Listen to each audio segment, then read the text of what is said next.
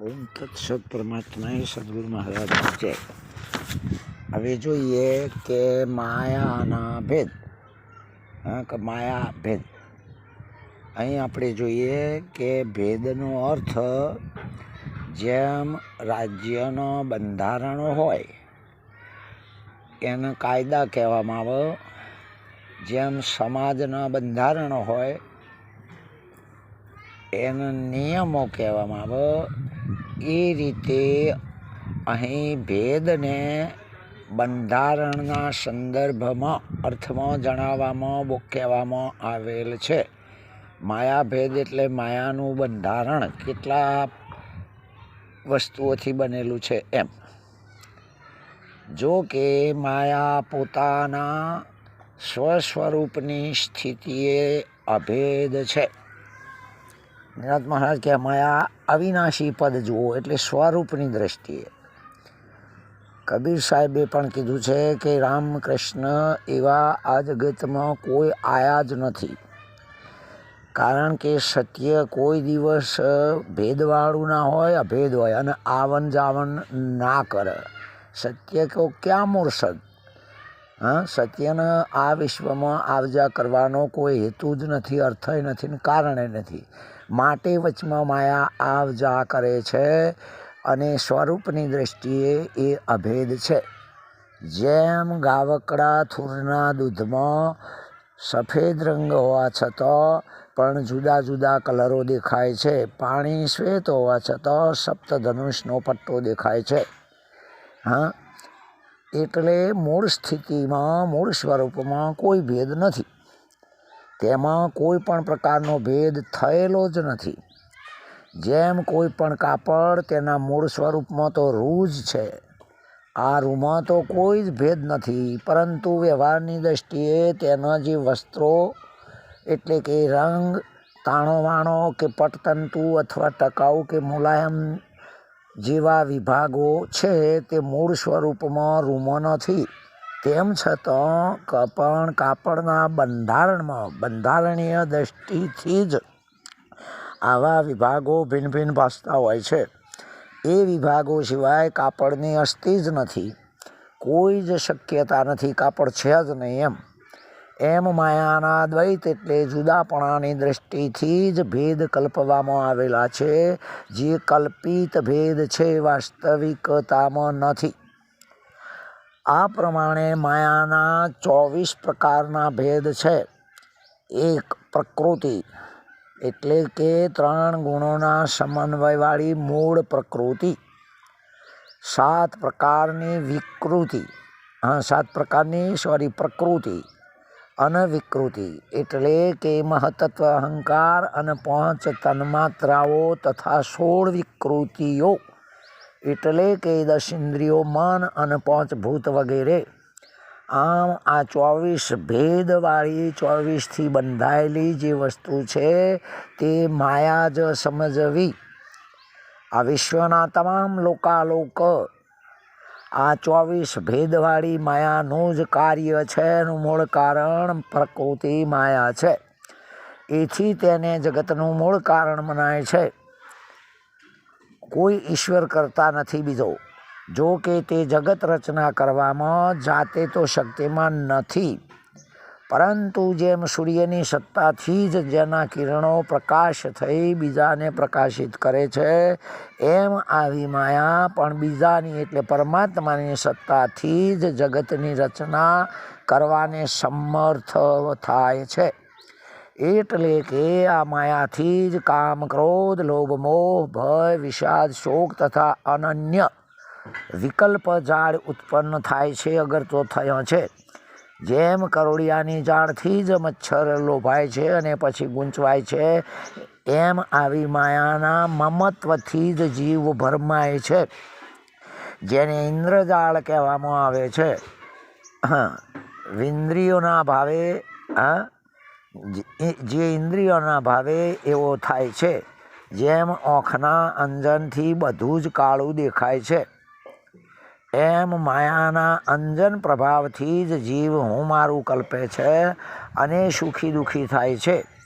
પણ પોતાના સાચા સ્વરૂપનો વિચાર કરે તો જ તે છૂટી શકે એમ છે.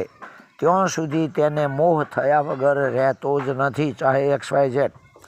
વળી આવી માયાથી જ ધર્મ અધર્મ પણ ઊભા થયેલા છે, અને ધર્મ તથા ધર્મના જે પાપ પુણ્ય તથા સ્વર્ગ નર્ક કે સુખ દુઃખ એવા જે ભેદ તેનું કારણ તો માયા જ છે. સૃષ્ટિનું સર્જન સ્થિતિ કે વિનાશ પણ આ માયાથી જ થાય છે, તથા અવનવી કોઈ પણ રચના જે થાય એ માયા જ કરે છે. આમ માયા જ પ્રધાન તરીકે ગણાવવામાં આવી છે.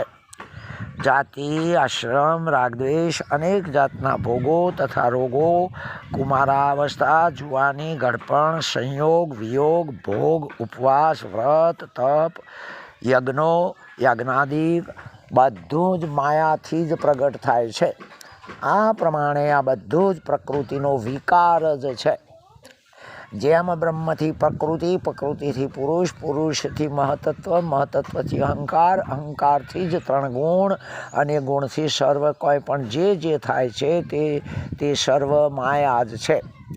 પરંતુ આવું જાણવાવાળો જે પુરુષ છે તે પોતે પ્રકૃતિ એટલે કે મૌન કરીને પોતાનામાં સ્થાપિત કરીને પછી પોતે જ મૌન થઈને રહે છે, જે પોતાનામાં સમાવી શકે છે એમ, તેને જ શુભમતીવાળો કહેવાય છે. એ પોતે જ જાણે છે કે આ સર્વ કોઈ પણ મારી જ સત્તા છે. આમ આ અદ્વૈત તત્વ એટલે કે હું મારું, તું તારું, તે તેનું આ એનું વગેરે બુદ્ધિથી રહિત નિર્વિકલ્પ, નિરાકાર અને અનિર્વચનીય રૂપથી જ અનુભવાય છે.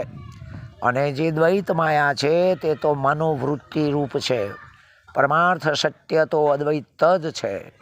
એથી ધર્માધર્મ નિમિત્તને કારણે ઉત્પન્ન થયેલી મનની વૃત્તિઓનો વિરોધ કરવો જ જરૂરી છે, અર્થાત ત્યાગ કરવો, અભાવ કરવો. એ વિરોધ થયા પછી જ દ્વૈતની સિદ્ધિ થતી નથી. આ જે ચરાચર ઘનીભૂત જગત છે એ સર્વ મનનું દૃશ્ય માત્ર જ છે. માટે મનનો અમની ભાવ એટલે મનનો નાશ થયા પછી જ તે અદ્વૈત ભાવને પ્રાપ્ત થાય છે. આ જે કર્મોની ભાવના છે તે બ્રહ્માનુભવમાં વિઘ્નરૂપ જ છે, કારણ કે ભાવનાનો નાશ થયા પછી જ પરબ્રહ્મનો આપમેળે જ અનુભવ થવા માંડે છે. આમ આત્મા અને પરમાત્માનો જે વિભાગ છે તે અજ્ઞાન કલ્પિત છે, અને આ અજ્ઞાન કલ્પિત ભેદ તે પણ માયાએ જ કરેલો છે. વાસ્તવિકતામાં તો અભેદ છે. એથી આ કલ્પિત ભેદનો નાશ થાય તો જ આત્મા અને પરબ્રહ્મનો એટલે કે પોતાના સ્વસ્વરૂપનો અભેદ જ નિશ્ચિત છે. ક્ષેત્રજ્ઞ સંજ્ઞાવાળો આત્મા પ્રકૃતિના ગુણોથી યુક્ત છે. તે જ તેમનાથી રહિત થઈને શુદ્ધ થયા પછી પરમાત્મા કહેવાય છે. ઉપરાંત જે અધ્યાત્મ, અધિભૂત અને અધિદૈવ એ 3 ગુણનો જે સમુદાય જથ્થો છે એ પણ માયાનો ભેદ જ છે. કે આ રીતે ક્રિયાશક્તિવાળા અને જ્ઞાન શક્તિવાળા ઇન્દ્રિયો તથા અંતઃકરણ જે છે તેને આધ્યાત્મક કહેવાય છે. તેમના જે વિષયો છે તે વિષયોને અધિભૂત કહે છે, તથા તેમના સહાયક દેવતાને અધિદૈવ કહેવાય છે. આમ અધ્યાત્મ, અધિભૂત તથા અધિદૈવ એવા સમુદાય જથ્થાને ત્રિપોટી કહેવાય છે. આવી ત્રિપોટીઓ પણ 14 પ્રકારની છે, જે માયાના ભેદનું જ કારણ છે. આમ આ માયાથી જ થયેલું છે. હવે આ ત્રિપુટીઓ અને જે 5 પ્રકારના ભેદ, જીવના ભેદ, એવા જે ભેદ એ આપણે આગળના તબક્કાઓમાં આવી ગયું હોવાથી રિપીટ કરતા નથી. આગળ જોઈએ તો વિષ્ણુ પુરાણમાં પણ કહ્યું છે કે હે જગતપતે, તેમજ આપ એકમાત્ર છો, આપ એકમાત્ર છો, તથા પરમાત્મા પણ તમે જ છો.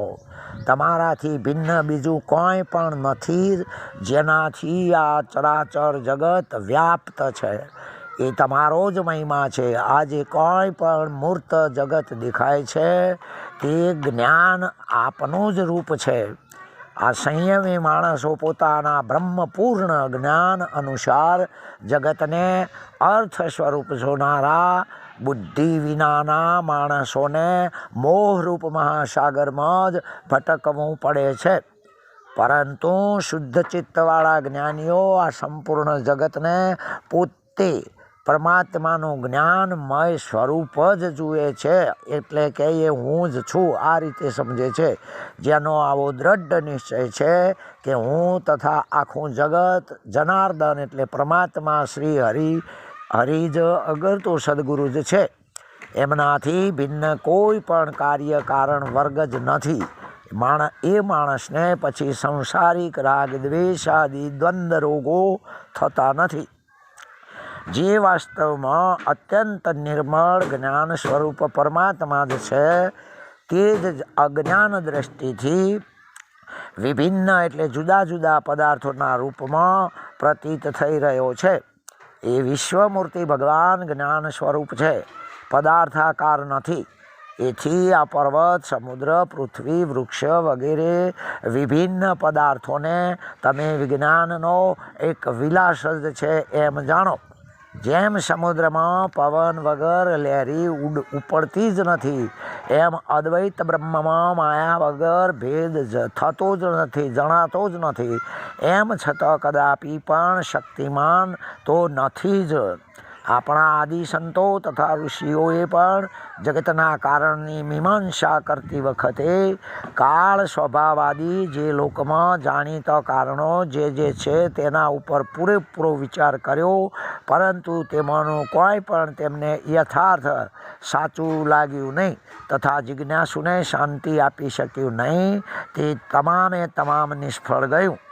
છેવટે તેમણે વધુ એકાગ્ર થતો એવો અનુભવ કર્યો કે આ જગત એટલે આ બધો જ અપૂર્ણ અને અનિત્ય છે, નાશવંત છે.